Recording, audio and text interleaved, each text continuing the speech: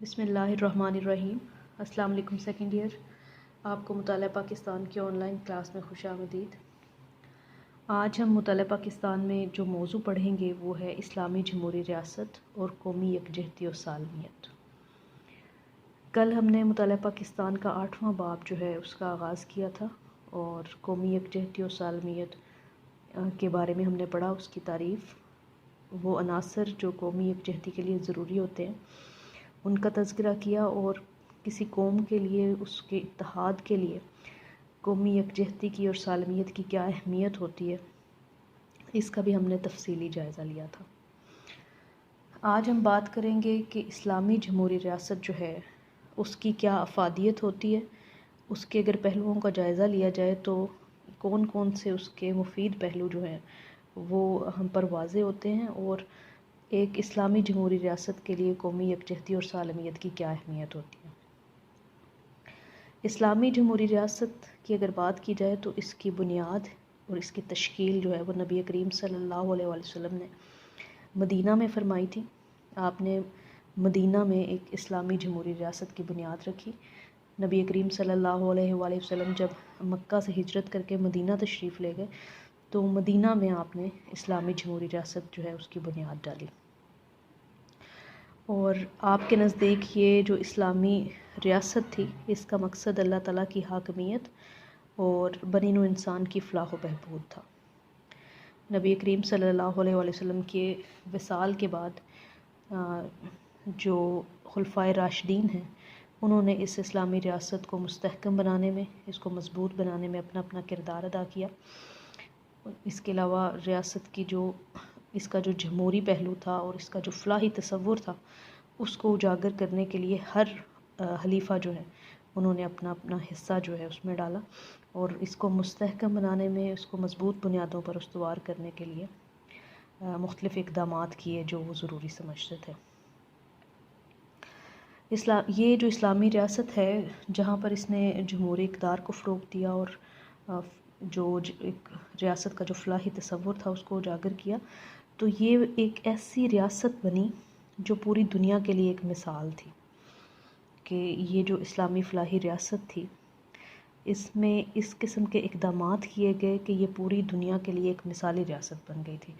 اگر ہم ان کا بغور جائزہ لیں اسلامی ریاست کا تو اس کے جو پہلو مفید پہلو جو ہمارے سامنے آتے ہیں، جو اس کی افادیت سامنے آتی ہے، اس کا ہم ایک تجزیہ کریں گے، اس کا ایک جائزہ لیں گے۔ سب سے پہلے قومی یکجہتی و اتحاد کا مظہر۔ اسلامی ریاست جو ہے وہ قومی اتحاد اور یکجہتی کا مظہر ہوتی ہے، اور اسلامی ریاست جو ہے اس میں کسی قسم کی کوئی تفریق نہیں ہوتی، طبقاتی کشمکش نہیں ہوتی۔ معاشرے کے جو ریاست کے تمام افراد ہیں، تمام شہری جو ہیں ان کے ساتھ ایک جیسا سلوک روا رکھا جاتا ہے، قانون کی نظر میں سب لوگ برابر ہوتے ہیں۔ کسی فرد یا کسی طبقے کے ساتھ جو ہے نہ کسی قسم کی زیادتی ہوتی ہے، نہ کسی کا استحصال ہوتا ہے، بلکہ معاشرے کے تمام لوگ جو ہیں ان کے ساتھ انصاف کا معاملہ ہوتا ہے۔ قانون کی نظر میں سب کو جو ہے وہ برابر کی حیثیت حاصل ہوتی ہے۔ یہی وجہ ہے کہ جو عدم یکجہتی اور اتحاد کا تصور ہی نہیں پایا جاتا ایسی ریاست میں۔ اس کی بجائے عدل و انصاف اور جمہوری اقدار جو ہیں ان کو فروغ حاصل ہوتا ہے، قانون کی بالادستی ہوتی ہے، اور اسی وجہ سے معاشرے کے افراد جو ہیں ان کے درمیان اتحاد ہوتا ہے، یگانگت ہوتی ہے، اور قومی یکجہتی جو ہے وہ فروغ پاتی ہے۔ پھر عدل و انصاف کا قیام ہوتا ہے۔ اسلامی ریاست جو ہے اس میں عدل و انصاف کا بول بالا ہوتا ہے۔ کسی فرد یا کسی طبقے کے ساتھ زیادتی نہیں ہوتی، ہر ایک کے ساتھ مساوی اور یکساں سلوک کیا جاتا ہے۔ قانون کی نظر میں امیر، غریب، چھوٹا بڑا سب جو ہیں وہ برابر سمجھے جاتے ہیں، اور ان کو قانون کے مطابق جو ہے وہ ان کے ساتھ انصاف کا معاملہ کیا جاتا ہے۔ پھر جمہوری اقدار کو فروغ ملتا ہے اسلامی ریاست میں۔ جمہوری اقدار جو ہیں ان میں مساوات ہے، انصاف، رواداری، برداشت، اور دوسرے کی رائے کا احترام کرنا۔ تو یہ ساری جو جمہوری اقدار ہیں ان کو فروغ حاصل ہوتا ہے، یہ پروان چڑھتی ہیں، اور ایسا معاشرہ جو ہے وہ ایک مستحکم اور مضبوط معاشرہ ابھر کے سامنے آتا ہے۔ کسی قسم کے غیر جمہوری ہتھ کنڈے جو ہیں وہ استعمال نہیں کیے جاتے، بلکہ ان کی حوصلہ شکنی کی جاتی ہے۔ ظلم اور تشدد جو ہے اس کو ختم کر دیا جاتا ہے، تمام لوگوں کو برابر کے حقوق دیے جاتے ہیں، تو جس کے نتیجے میں جمہوری اقدار جو ہیں وہ پروان چڑھتی ہیں اور لوگوں کا حکومت وقت پر اعتماد ہوتا ہے، حریفہ وقت جو ہے اس پر اعتماد ہوتا ہے لوگوں کو، اور یہ چیزیں جو ہیں یہ جمہوری اقدار کے فروغ کے لیے بہت اہمیت کی حامل ہوتی ہیں۔ پھر اسلامی ریاست جو ہے اس میں بدعنوانی کا بالکل خاتمہ ہوتا ہے، اس میں کرپشن نہیں ہوتی، بدعنوانی کا کوئی تصور نہیں ہوتا، نہ بدعنوانی کو برداشت کیا جاتا ہے۔ ہر قسم کی لاپرواہی اور بدعنوانی یا بے ایمانی جو ہے اس کو جڑ سے ختم کرنے کی کوشش کی جاتی ہے۔ اگر کسی قسم کے ایسے بدعنوان عناصر موجود ہوں تو ان کو حکومت میں بالکل بھی برداشت نہیں کیا جاتا، بلکہ ان کا تدارک کیا جاتا ہے، ان کی حوصلہ شکنی کی جاتی ہے۔ اس طرح ریاست جو ہے اس میں بدعنوانی کا خاتمہ ہوتا ہے۔ پھر یہ اسلامی ریاست جو ہے وہ ایک خوشحال معاشرے کا قیام ہوتا ہے، اس میں ایک فلاحی ریاست جو ہے اس کا تصور ابھر کے سامنے آتا ہے، جب معاشرے میں تمام لوگوں کو ترقی کے یکساں مواقع ملیں گے، جب ہر ایک کا حکومت پر اعتماد ہوگا، اور جب لوگوں قانون کی نظر میں ہر ایک کو جو ہے وہ برابر سمجھا جائے گا، معاشرے میں انصاف کا بول بالا ہوگا، قانون کی بالادستی ہوگی، تو لازمی طور پر ایک خوشحال معاشرہ جو ہے وہ قائم ہوتا ہے، جہاں پر لوگ جو ہیں ہر ایک کو یکساں مواقع ملتے ہیں ترقی کے، جہاں اہلیت کی بنیاد پر، میرٹ کی بنیاد پر لوگوں کو جو ہے وہ آگے بڑھنے کا موقع ملتا ہے، تو ایسا معاشرہ جو ہے وہ یقینی طور پر ایک خوشحال معاشرہ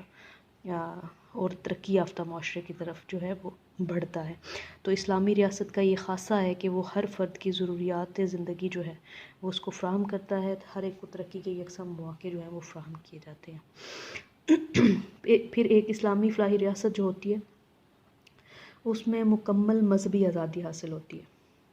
اسلامی ریاست جو ہے وہ ہر ایک کو اس کی مذہبی آزادی دیتی ہے، تمام اقلیتیں جو ہیں وہ اپنے مذاہب کے مطابق اپنے عقائد و عبادات جو ہیں ان کی تکمیل کر سکتی ہیں، مکمل آزادی کے ساتھ جو ہے وہ اپنی عبادات کر سکتے ہیں وہ لوگ، اور کسی پر کسی قسم کی ناجائز پابندی، مذہبی پابندی عائد نہیں کی جاتی، نہ کسی کے اوپر جبر کیا جاتا ہے، نہ کسی کا استحصال کیا جاتا ہے، بلکہ ہر ایک کو اس کے اپنے عقائد کے مطابق مذہبی آزادی دی جاتی ہے، ہر کوئی اپنے عقائد و عبادات جو ہیں وہ آسانی کے ساتھ، آزادی کے ساتھ سر انجام دے سکتا ہے۔ تو یہ ساری چیزیں، یہ مذہبی آزادی جو ہے یہ ان اقلیتوں کے لیے بھی اور ان کے درمیان، اور جس ریاست میں وہ رہتی ہیں ان کے درمیان، ان کے لیے، ریاست کے لیے وفاداری کے جذبات پیدا کرتا ہے ان اقلیتوں کے اندر۔ تو مذہبی رواداری اور مذہبی آزادی جو ہے یہ اقلیتوں کے دل میں حکومت وقت جو ہے اس کی قدر بھی بڑھاتا ہے، اور ان کا اعتماد بھی، ان کے اعتماد میں اضافہ ہوتا ہے، اور آپس میں جو ہے وہ معاشرے کے اندر اتحاد اور یگانگت کو بھی فروغ دیتی ہے یہ چیز۔ تو قومیں جو ہیں ان میں نفاق کا کوئی تصور نہیں رہتا، وہ جو نفاق کا عنصر ہے وہ بھی ختم ہو جاتا ہے۔ پھر اسلامی ریاست جو ہے اس میں کسی کا استحصال نہیں کیا جاتا، استحصال سے پاک معاشرہ ہوتا ہے وہ، کوئی بھی فرد یا طبقہ جو ہے وہ کسی دوسرے پر فوقیت نہیں رکھتا، کسی دوسرے فرد یا طبقے کا استحصال نہیں کرتا، تمام لوگ جو ہیں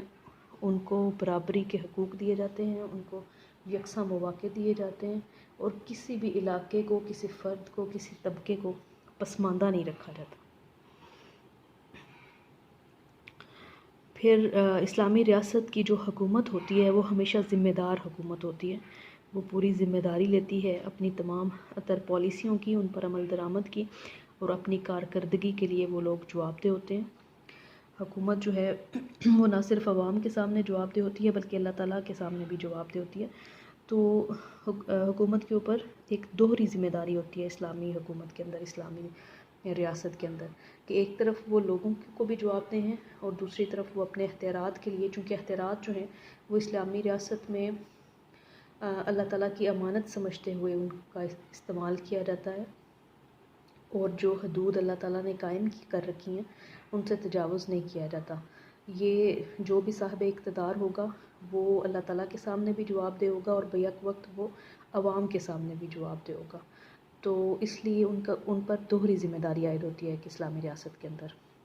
پھر احتساب کا اصول جو ہے وہ کار فرما ہوتا ہے۔ اسلامی ریاست میں ہر فرد جو ہے وہ اقتدار کا حصہ ہے، حکومت کا حصہ ہے یا نہیں، لیکن وہ اپنی ہر عمل کے لیے، ہر فعل کے لیے، اپنی کارکردگی کے لیے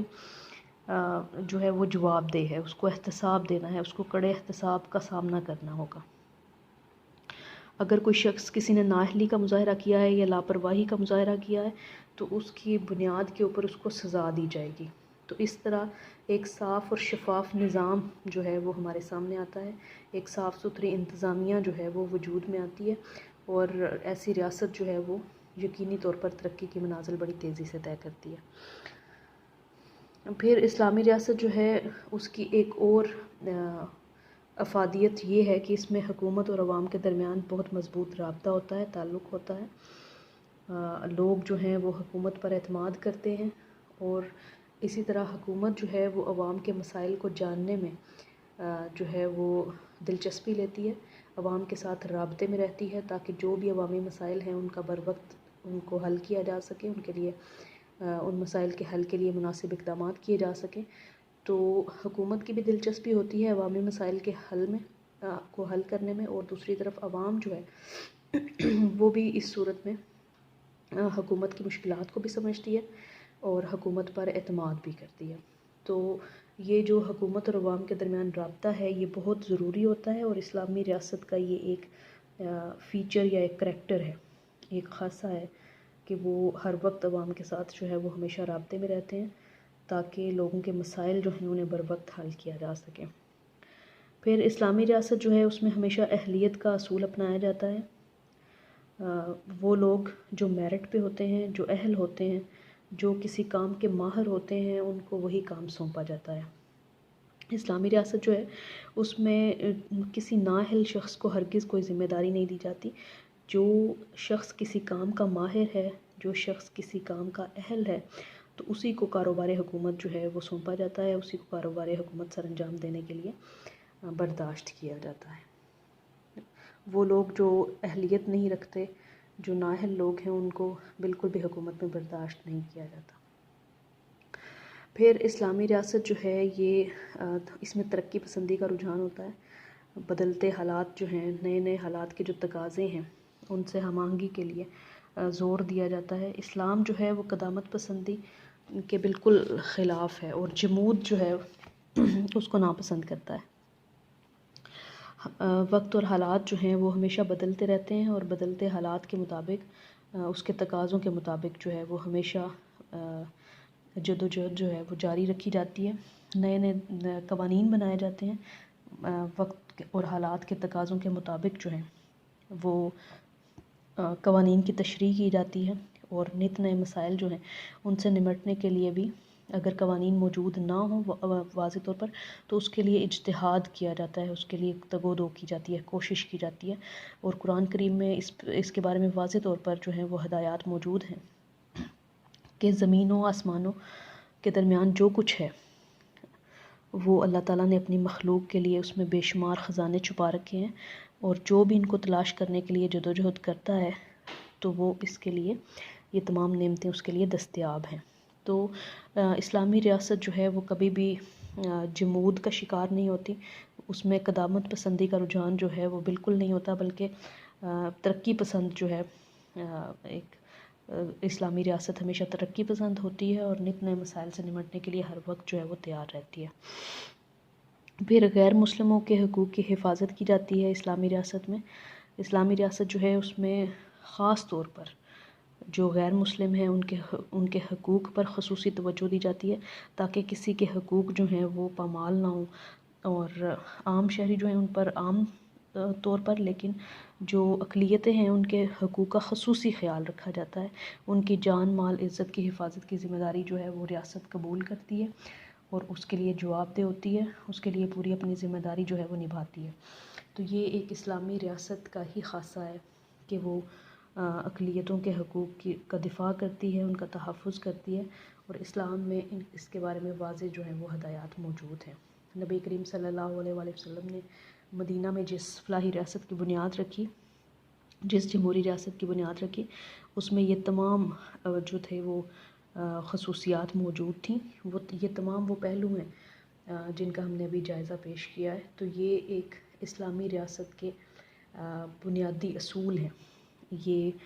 وہ پہلو ہیں جو ایک اسلامی ریاست کے کا خاصہ ہوتے ہیں۔ جی سیکنڈ ایئر، آج کے لیے بس اتنا ہی۔ کل انشاءاللہ ہم پاکستان میں قومی یکجہتی و سالمیت کو درپیش مسائل جو ہیں